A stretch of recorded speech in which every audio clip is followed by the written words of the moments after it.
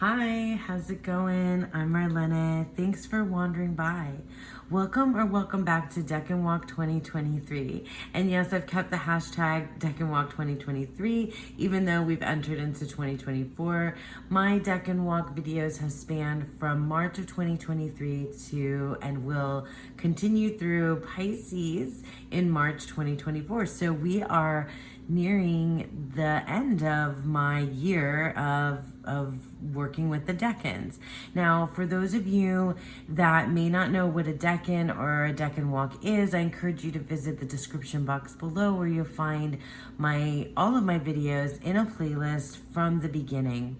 But just briefly, a decan is a piece of a zodiac sign. So each of the 12 zodiac signs is also cut into 3 pieces, and those are called decans or faces. They take up 10 days and 10 degrees. Okay, so we've been walking through each of these decans as part of their zodiac sign and paying attention to their correspondence with the tarot cards. So without further ado, let's just go ahead and get into this next decan. Hello and welcome to the second decan of Aquarius, or Aquarius 2. So this time I'm going totally off book, completely no reading. I didn't open up, crack one of my tarot and astrology resources, not even a podcast this time. This time you'll have to indulge me because I'm going strictly on intuition and my gut instincts with this one. So let's see how it unfolds. All right, so let's take a look at our decan card. So here we are in the second decan of Aquarius. We have Mercury in Aquarius, and it is fixed air. So we know that Aquarius, we already talked about in the last video, when we opened up Aquarius season, that Aquarius falls smack in the middle of the winter season. So it is considered a fixed sign, and it is an air sign. Even though Aquarius is synonymous with the water bearer, constellation, and myth, and you see it in its major card that it's associated with, Aquarius is often thought of, it's got the word aqua in it. It seems like it's going to be a water a sign, but it's actually an air sign. So that's why we're in the swords, because we're in an air sign. And we have our 6 of Swords is our decan card correspondent. Now we have our dates on this particular card. So this card is from the Divine Decan Tarot that I've been showing you all along my decan walk. And here, Reese Marin, the creator, has listed January 30th through February 8th. Now, I think that I put in my calendar January 31st through February 9th. So even I kind of changed the dates here by a day or two. And so I think that's the one I'm going by, January 31st through February 9th. We have the Hermetic title, the Lord of Earned Success, which kind of throws me for an entire loop. So I don't even know if I can speak to that. But I, upon, just like gut reaction and instinct, I have thought about this, I've thought about the 6 of Swords for certain. But when I look at the planetary and zodiac sign influence on this card, it actually makes quite a bit of sense. So let's take a look. So we know we already met the star. We already saw that the star is the tarot major card that goes with Aquarius, right? So we have our star, our water bearer. We talked about the mythology. We talked a lot about Aquarius. This is the Aquarius card from the Star Codes Astro Oracle, which also has that cupbearer, that water, that that giving of the water symbolism there. And we have the word collaborate for Aquarius. And we learned, a little bit about the personality, some of the characteristics of the personality of someone whose sun sign is in Aquarius, but it has a lot to do with being somebody who may seem like aloof, but who actually is somebody who, I don't know, who brings things together. And you can see that when you think of the star. And my favorite keyword for the star card is hope. The star card is the card that comes after the tower. So it is a beacon, right? So it's gives us direction. We talked about that when we talked about the stars in the last video about Aquarius as well. Now, when we think about the card that is synonymous or that corresponds to Mercury, we've talked about this before because we've seen the different Mercury cards. Mercury ruled decans, before. And we have our Magician. I love the Magician. I love to get this card. I love to see him.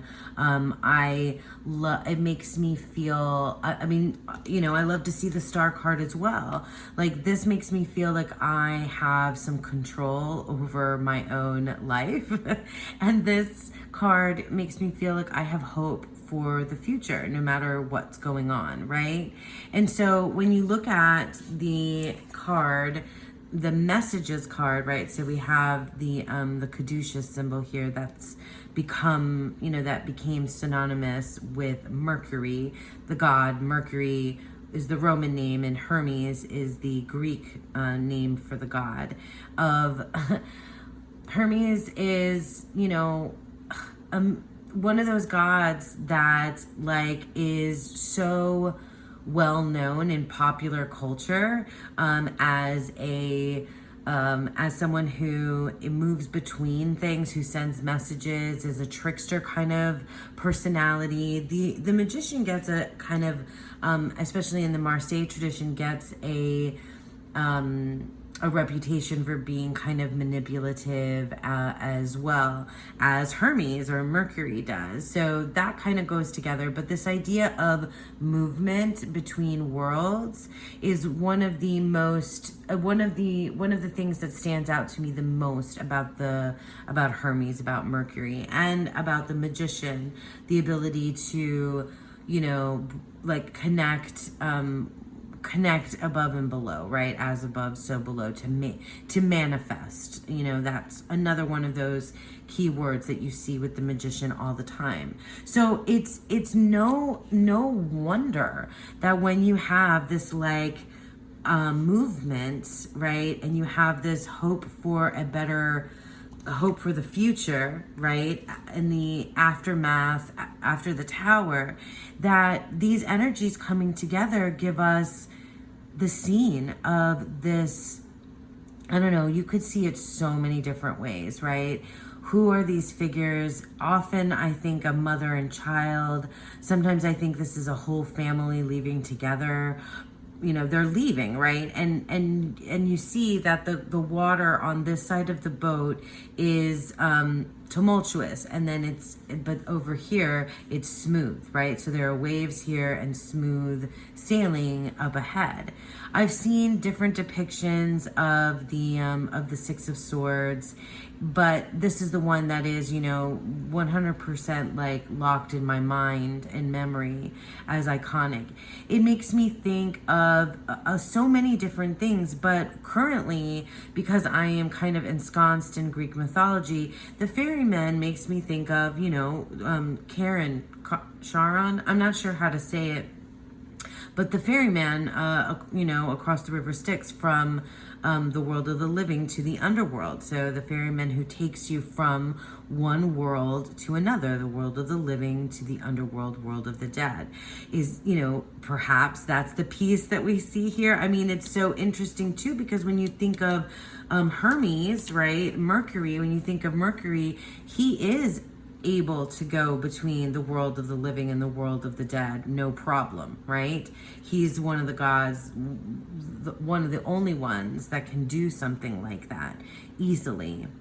And I've thought of the ferryman as separate from these two, and it does seem like this is a smaller person, so it always strikes me as a child, right? I don't know, but I sort of have this like idea of like this, like, maybe you'll have to indulge me too, because I've been reading a lot of romance novels recently, that there's this sort of like romance here, this romantic idea of leaving, of moving, of going forward, of escape, of running away and running off together. And maybe I'm crazy, but I think of like these two energies of the Magician and the Star, sort of like, I don't know, star-crossed lovers running away, getting away, moving, you know, leaving behind. Because this doesn't, you know, the Eight of Cups is another one of those cards that's like that, like letting go, moving on energy. But this feels like it's an escape energy. This feels like a pure running away, like a out of necessity. It doesn't feel like there was much of a choice in this leaving, whereas the Eight of Cups feels like that was a very definite, like, intentional choice, and this feels like we have no choice here. We have to go. Which, I mean, it can make you think about, you know, about death too, right? So like, there's no choice in that. It just happens, right? It happens when it happens, and you have to go. You must go, right?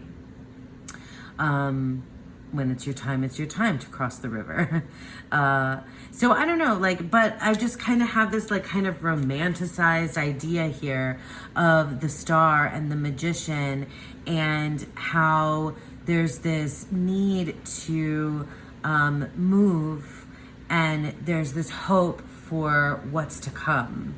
And it feels like that energy is most definitely brought together and embodied here in Mercury and Mercury in Aquarius.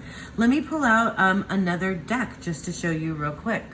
So this is from the Zodiac Tarot, and we have our Six of Swords card here, Mercury in Aquarius. Interestingly, in this deck, this character is by themselves rowing, and you can see that it is stormy kind of waters, right? Rough waters. Oh my gosh, I lost my light. It's pouring rain outside right now, like storming really badly. So sorry if the light from before was terrible. But in any case, it's interesting that we go from those three characters to this one female presenting character who's rowing with an oar that has a star on it. So I mean, this is the Zodiac Tarot, so it's got like a lot of, you know, things like that going on, you know, the whole celestial vibe. Here's our star card with the face. This is one of the only things I don't like about this deck, is that when they don't have a face. We have a dove here, and we have our water bearer again with the star card, the 1 foot in the water, 1 foot on the land, that, you know, all those things that we talked about with the star. And then here we have our Magician, and we definitely have an as above so below feeling here. So again, I just want to imagine these two these two sort of running off together into the unknown, into calmer, peaceful waters, running away from something, running towards a destiny, a direction, a future that they are creating. I mean, the implications can be, you know, literal, you know, like literal relationship type things. It can be metaphorical, like self-discovery type things in there too, which is, you know, I always think of things like that. And then lastly, let me just show you from the 8th House Tarot. I always give you links to everything down below. So here's our Aquarius card, the Star, which I showed you before, and I thought was so cool because it's a portal. And it made me think that the portal was, we were the portal. We were the portal of hope. And then here's our Mercury Magician card, which I really love in this deck. because it has your, the 4 elements, and it has that, again, the as above, so below, hand positions, which are so symbolic and really make, for me, the magician what the magician is, that conduit, that, bringing into fruition and into reality and into this world something, and, whatever it may be. And that movement, that movement of feeling is always there.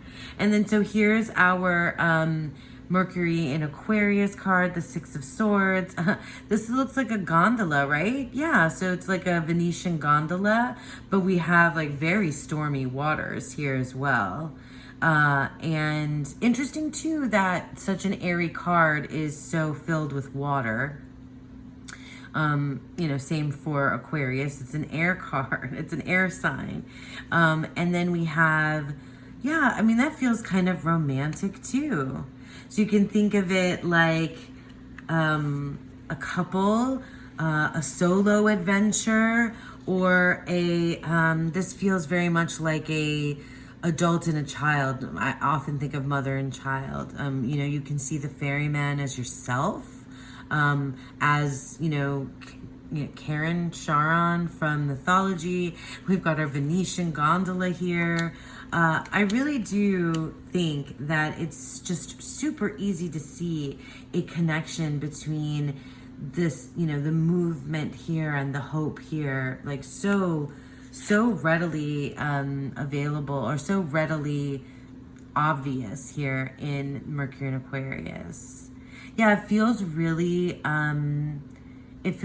romantic to me. Like, even if it's like a self-discovery journey where you have to go, like there is no choice in it, but like the story that they're coming from and going towards is, I think, really